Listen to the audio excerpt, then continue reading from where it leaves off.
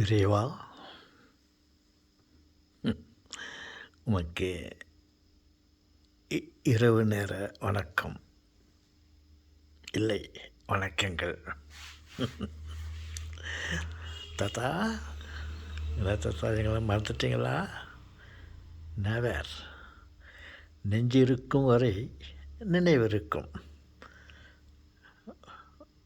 நீங்கள் எப்பொழுதும் என் நினைவில் இருக்கிறீர்கள். கவலைப்படாதீர்கள் தாத்தா. ரொம்ப தேங்க்ஸ் தாத்தா, எங்களை மறக்காமல் இருக்கிறேன்னு சொல்கிறீங்களே தாத்தா. நீங்கள் இந்த இரவு நேரத்தில் இன்னும் தூங்காமல் இருக்கிறீங்கோ. நீங்கள் படுக்கிறதுக்கு போகிறதுக்கு முன்னே எங்களுக்கு ஏதாவது ஒரு நல்ல வார்த்தைகளை சொல்லிவிட்டு குட் நைட் சொல்லிவிட்டு போங்கள் தாத்தா. என் செல்வங்களே, உங்களுக்கு கடவுள் பெயரால் என் ஆசையர். நீங்கள் எப்பொழுதும் நல்லவர்களாக இருங்கள், நல்ல காரியங்களை செய்யுங்கள். உங்களுடைய அப்பா அம்மா உடன் பிறந்தவர்கள் இவர்களோடு சந்தோஷமாக இருங்கள். ஒருவருக்கு உதவியாக இருங்கள்.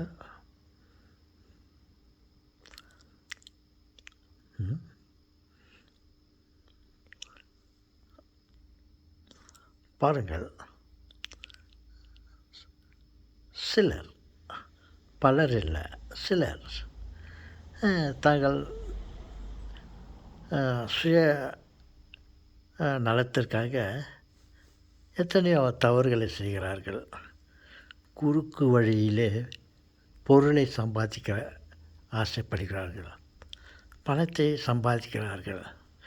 அவருடைய பெயர் கெட்டுப்போனாலும் பரவாயில்ல, அவங்களுக்கு தேவையான பணத்தை மற்றவர்களை மோசம் செய்துவிட்டு சம்பாதிக்க விரும்புகிறார்கள். சிலர் அவர்கள் எவ்வளவு சம்பாதித்தாலும் வாழப்போவது சில நாட்கள். பாருங்கள், அவர்கள் வாழ்நாளிலே எவ்வளவு சம்பாதித்தாலும் அவர்கள் அந்த விதத்தில் குறுக்கு வழியில் மற்றவர்களுக்கு மோசம் செய்து கெடுதல் செய்து சம்பாதிப்பதை கடவுள் விரும்ப மாட்டார். பாருங்கள், இப்படி சொல்வார்கள், மனிதன் உலகம் எல்லாவற்றையும் தனக்கு ஆதாயம் ஆக்கி கொண்டாலும் அதனால் அவனுடைய ஆத்துமம் சேதப்பட்டால் அதனால் அவனுக்கு வரும் லாபம் என்ன?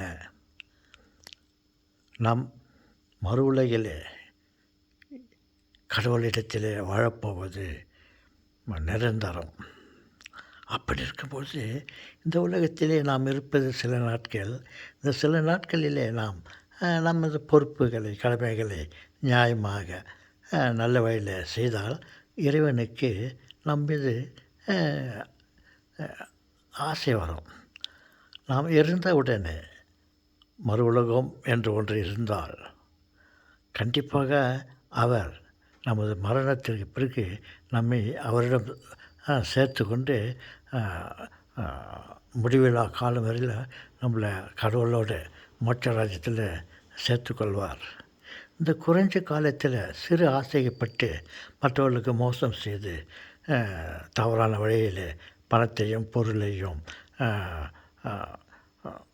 சம்பாதித்து வைத்திருந்தால் நாம் இறந்த பிறகு, மரணத்தை அடைந்த பிறகு கடவுள் நம்மை விரும்ப மாட்டார். இருந்த சில காலத்தில் நீ பல தீய செயல்களை செய்தார், உனக்கு என்னிடம் இடமில்லை என்று ஒருவேளை நரகம் போன்ற ஏதாவது இடம் இருந்தால் கண்டிப்பாக நம்மளை கைவிட்டு விடுவார். நம்ம காலத்திற்கும் அந்த நெருப்பு நரகத்தில் இருக்க வேண்டிய நிலைமை ஏற்படலாம். அதற்காக மட்டுமில்லை, நமது நேர்மையாக நாம் நடக்க வேண்டும் என்பதை நாம் தெரிந்து கொண்டு நாம் நமது வேலைகளை, கடமைகளை, படிப்பை, நமக்கு கொடுத்த பொறுப்பை நியாயமாக செய்தால் நல்லது என்று நான் நினைக்கிறேன். இதுதான் நான் உங்களுக்கு குட் நைட் சொல்வதற்கு முன் இந்த வார்த்தைகளை சொல்லுகிறேன். நாம் மறுபடியும் அதை சொல்லுகிறேன். மனிதன் உலகம் எல்லாவற்றையும் தனக்கு ஆதாயமாக்கி கொண்டாலும் அதனால் அவருடைய ஆத்மம் கடவுளிடமிருந்து கெட்ட பெயரை ஆசீர்வாதத்தை பெறாமல் போய்விட்டால் அதனால் நமக்கு வரும் லாபம் என்ன? ஓகே சொந்தங்களே, நாம் நல்லவர்களாக இருப்போம்.